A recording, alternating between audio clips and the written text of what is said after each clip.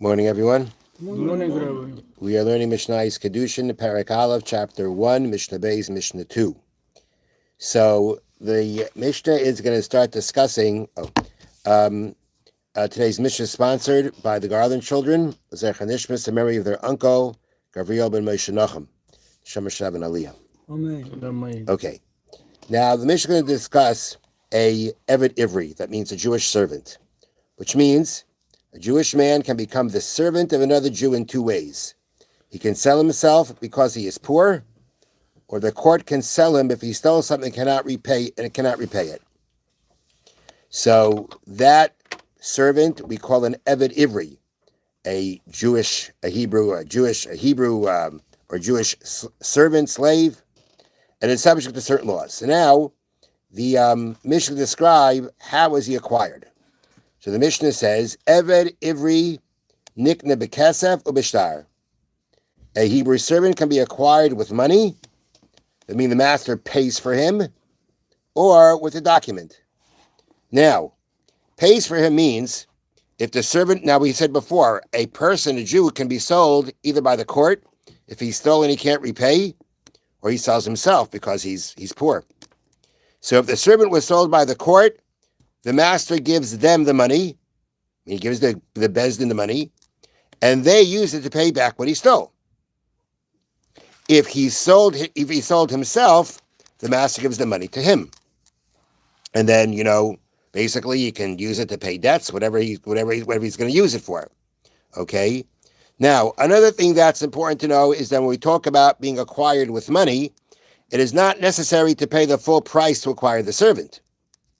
Even giving just a pruta, the smallest coin, is a valid kinyan. The point is, how is he acquired?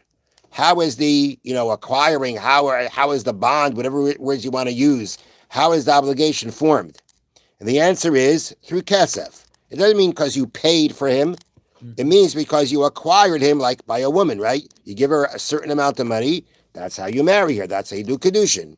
You can acquire the Eved Ivri just by giving a pruta, even the smallest coin. Although the buyer still owes the rest of the money, right? Clearly he's got to pay.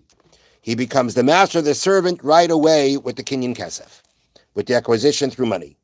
So the Eved Ivri is acquired through kesef, through money, or bishtar, with a document. The document is given to the Eved, to the man, and he says, you're hereby acquired to me. And that is the means by how he acquires the Eved Ivri, with a document. Okay, so that's how he is acquired. The kaina es atzmai, in what way does he get himself back? Okay, what ways does his servitude end? The answer is the kaina es atzmai, he acquires himself bishanim, through years, which means the Torah says that a Hebrew servant is sold for a term of 6 years. Okay, if he sells himself, what is the amount that he sold for? 6 years. Now, interestingly, I saw something here that I never saw before. They bring this down here in the notes from the Tosfos Yontif. A servant sold by the court is never sold for more than 6 years. Okay. One who sold himself, however, can agree to a longer term of service. I never knew that. Never knew that. If a guy wants to sell himself for 8 years, he's sold for 8 years. Okay? So that's really, I never do that before.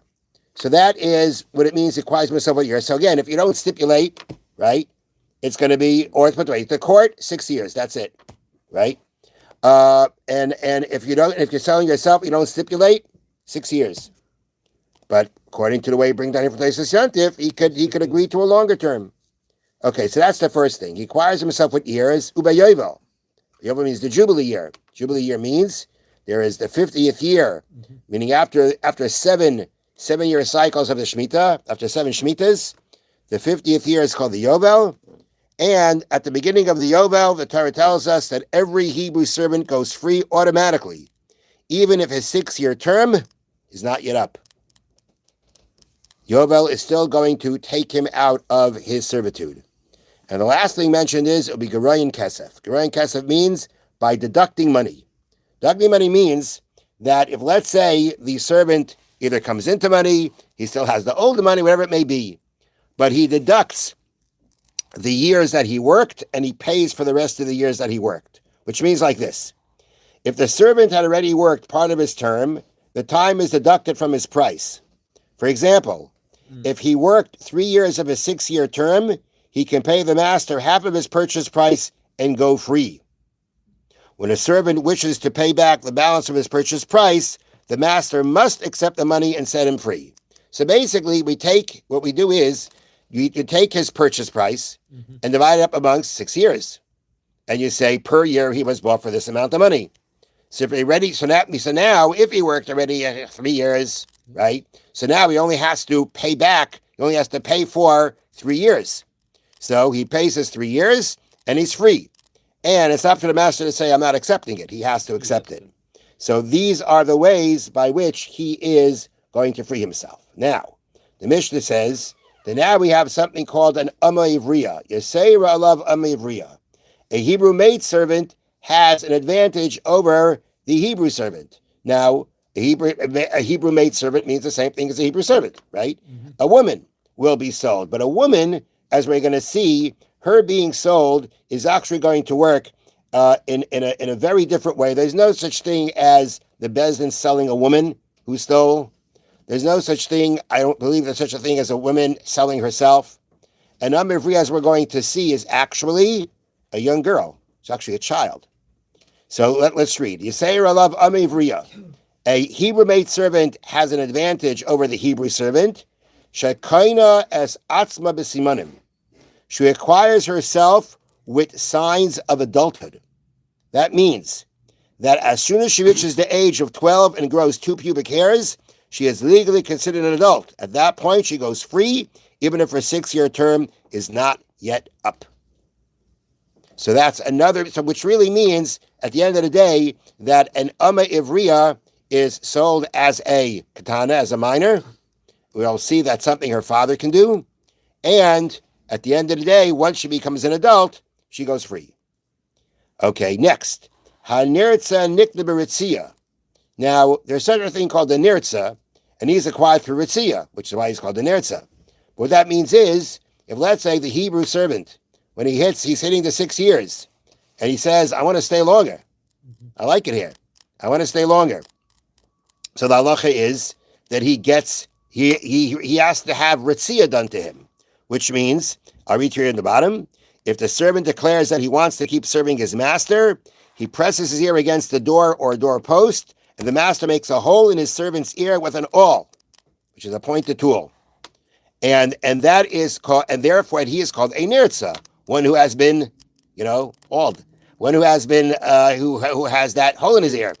And the point is that now he's going to stay longer for his 6 years. And they bring down here, now listen to this, only a servant who was sold by the court may become a nirtza, and not a servant who sold himself. So it's the Gemara in Kiddushin. You sell yourself, 6 years, that's it, you're out. If you're sold by the Beis Din, then you can stay longer.